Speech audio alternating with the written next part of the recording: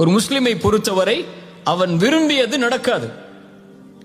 அல்லாஹ் எதை விதித்தானோ, அவனுக்கென்று எது முடிவு செய்யப்பட்டிருக்கிறதோ அதுதான் வாழ்வில் நடக்கும். ஒரு முஸ்லிமை பொறுத்தவரை எது அவனிடத்திலிருந்து எடுக்கப்பட்டாலும், எது அவன் விரும்பியது நடக்காவிட்டாலும், அவன் தேடிய உறவு கைகூடாவிட்டாலும், அவனை பொறுத்தவரை அவன் மனதில் நினைப்பது அல்லாஹுடைய நாட்டத்தில் உள்ளது.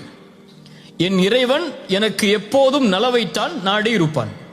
எனக்கு அநீதம் செய்பவன் இறைவன் அல்ல, எனக்கு நலவு செய்பவன் தான் என் இறைவன். என் தாய் எனக்கு கெடுதல் நினைக்க மாட்டாள், என் தந்தை எனக்கு கெடுதல் நினைக்க மாட்டாள், என்னை நேசிக்க கூடியவன் எனக்கு கெடுதல் நினைக்க மாட்டான். அதுபோல்தான் என்னை படைத்தவன் இவர்களை விடவெல்லாம் மேலானவன். அவன் ஒருபோதும் எனக்கு கெடுதல் நினைத்திருக்க மாட்டான். அவன் நாடியது நடந்திருக்கிறது, நடப்பது எனக்கு நல்லது, நான் அதை விரும்பாவிட்டாலும் என்பதைத்தான் ஒரு முஃமின் தன்னுடைய வாழ்க்கையின் அடிப்படையாக கொண்டிருப்பான்.